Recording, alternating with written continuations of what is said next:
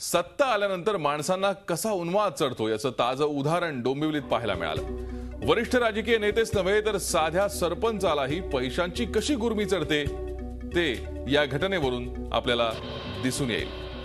डोंबिवलीच्या निळजे गावचे सरपंच आणि शिवसेना कार्यकर्ते सत्यवान अनंता पाटील यांच्या वाढदिवशी हा धक्कादायक प्रकार डोंबिवलीकरांनी अनुभवला।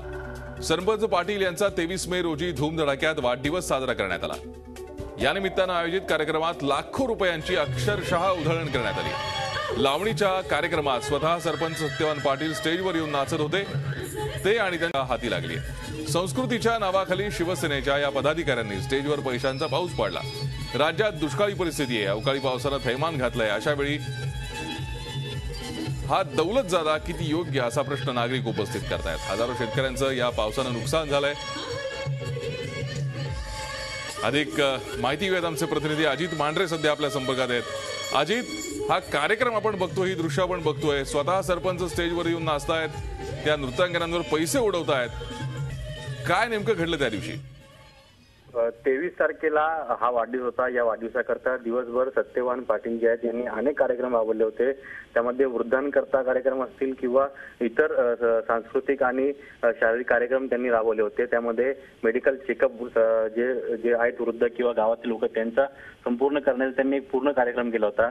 आणि रात्री लावणीचा कार्यक्रम ठेवला होता, रात्री 8 ते 11। या लावणीच्या कार्यक्रम दरम्यान जे सत्यवान पाटील यांचे समर्थक आहेत ते जे लावणी जे नाच करतायत त्या ठिकाणी येऊन ते नाचत होते। आणि ज्यावेळी सत्यवान पाटील स्टेजवरती आले ते सुद्धा त्या जे लावणी करतात तिथे थिरकले आणि त्यावेळी त्यांच्या कार्यकर्त्यांनी जोरदार पैसे उडवले। आपल्याला जी माहिती मिळाली त्यानुसार लाखो रुपये या ठिकाणी उचललेले आहेत, त्यांनी उडवलेले आहेत। या परिस्थितीमध्ये एक गोष्ट सांगायची म्हणजे आगरी युथ फोरम किंवा जे आगरी समाज आहे हे यांचे जे नेते त्यांनी वारंवार सांगितलं की अशा पद्धतीने मोठ्या प्रमाणात हळदी करणं किंवा लग्नामध्ये अवाढव्य खर्च करणं आणि ज्या पद्धतीनं सत्यवान पाटील यांच्या वाढदिवसाला पैसे उधळले गेलेले आहेत असा संपूर्ण प्रकार बंद करावा। त्यामुळे आगरी समाजाचं नाव खराब होतंय।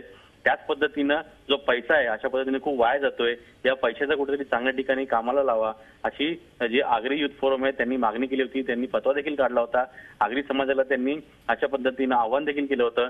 पण आता जी क्लिप समोर आली आहे यामुळे दिसतं की आगरी समाजामध्ये अजून असा एक वर्ग आहे जो अजूनही मोठ्या प्रमाणामध्ये दौलतजादा करण्यामध्ये उत्साही आहे। आपण ही माहिती तुमच्याकडे अशीच घेणार आहोत। स्वतः सरपंच सत्यवान पाटील आपल्यासोबत आहेत। सत्यवान पाटील, हा काय नेमका प्रकार आहे? एकीकडे महाराष्ट्रामध्ये दुष्काळामुळे शेतकरी हैराण झालेला आहे, अवकाळी पावसाने शेतकऱ्याचं नुकसान झालंय। अशा वेळेला इतके पैसे उडवणं एका लोकप्रतिनिधीला शोभतं का? नाही साहेब, आम्ही नाही उडवलेले पैसे वगैरे। हॅलो, बोला बोला। आधी पोरं आले होते ते पोरं। हॅलो पाटील साहेब, तुमचा आवाज पोरं नाचले होते साहेब। नाही साहेब, यात काही नाही, विरोधकांचं थोडंसं हे आहे, आम्हाला हे करण्याचा बदनाम करण्याचा प्रयत्न आहे, असं काही नाही। हॅलो, बरोबर आहे आपण जे म्हणताय की खाली ते 5 मिनिटासाठी साहेब ते आले होते, खाली ते 5 मिनिटं खाली नाचले तिथे, बाकी काही ना। प्लीज तुम्हाला एक माझी रिक्वेस्ट आहे, तुम्ही काय पुढे काही हे नका करू प्लीज। नाही पाटील साहेब, तुमचं म्हणणं बरोबर आहे की विरोधकांनी हा प्रयत्न केला असेल तुम्हाला बदनाम करण्यासाठी, मात्र तुम्ही हे रोखू शकला नाहीत का? त्यावेळेला तुम्ही रोखू शकला असता। नाही, मी त्यांना बोललो होतो बोला की पैसे वगैरे नका हे करू, पण त्यांनी नाही हे केलं। प्लीज थोडा, कारण दिवसभर तुम्ही खूप चांगले कार्यक्रम राबवले असं आता आम्हाला कळतंय की तुम्ही रक्तदान कार्यक्रम राबवले का? आम्ही काही यासाठी आम्ही रक्तदान शिबिर हे केलं होतं। मी ज्येष्ठ नागरिकांचा आम्ही सत्कार केला, शस्त्रांचं शिबिर ठेवलेलं, प्रदर्शन ठेवलेलं साहेब। आम्ही आणि मी स्वतः पैसे उडवले तर ठीक आहे ना, आपल्या खिशातून 1 रुपया सुद्धा आपण हे नाही केला का? ते पोरांनी उडवले, त्याला मी काही हे नाही करू शकत। बरं अजित, तुम्हाला काही विचारायचंय का?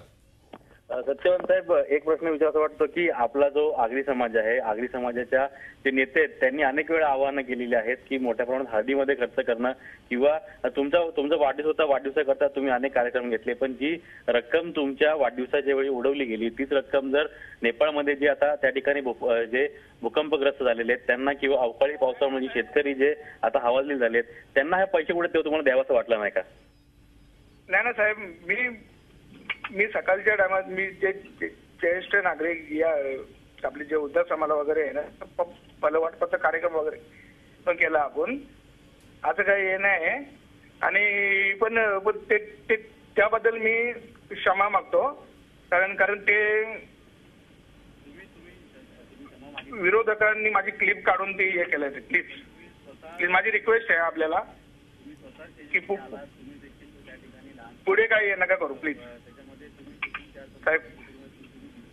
हॅलो. ठीक, तुम्ही क्षमा मागताय या सगळ्या प्रकाराबद्दल, झाल्या प्रकाराबद्दल जनतेची. या सगळ्या कार्यक्रमामध्ये तुम्ही अनेक समाजोपयोगी कार्यक्रम राबवले, पण या शेवटच्या प्रकाराने तुमच्या सगळ्या कार्यक्रमांना गालबोट लावला असं नाही वाटत का तुम्हाला? हो, गालबोट लागलं साहेब, त्याबद्दल मी क्षमा मागतो प्लीज. पुढे काय प्रकरण वाढवू नका प्लीज, माझी एक रिक्वेस्ट आहे. धन्यवाद आमच्याशी सविस्तर बोललात त्याबद्दल. स्वतः सत्यवान पाटील आपल्यासोबत होते. त्यांचं म्हणणं असं आहे की त्यांच्या स्वतःच्या खिशातनं एकही रुपया त्या नृत्यांगनांवर उडवला गेला नाही. त्यांचे काही कार्यकर्ते होते, काही मित्र आले होते, त्यांनी तिथे स्टेजवर येऊन हे पैसे उडवले आणि हे पैसे उडवले गेले. हा जो प्रकार घडला याबद्दल त्यांनी माफी सुद्धा जनतेची मागितलेली आहे. मात्र जर अशा प्रकारे कार्यक्रमाच्या दरम्यान पैसे उडवले जात असतील तर ही जबाबदारी आहे प्रत्येक लोकप्रतिनिधीची की असं होऊ देऊ नये. अनेक प्रश्न महाराष्ट्रासमोर आहेत. शेतकऱ्यांना दुष्काळामुळे, अवकाळी पावसामुळे अनेक समस्या निर्माण झालेल्या आहेत. अशा वेळेला हे पैसे जर त्यांच्यापर्यंत पोहोचले असते तर त्यांचा योग्य उपयोग या शेतकऱ्यांना झाला असता. कदाचित त्यांची अनेक घरं आज सावरली गेली असती. मात्र तसं होताना दिसत नाहीये. डोंबिवलीतली ही घटना आहे. सत्यवान पाटील सरपंच स्वतः त्यांनी नृत्यांगनावर पैसे उडवले. त्यांनी माफी जनतेची या सगळ्या झाल्या प्रकाराबद्दल मागितलेली आहे.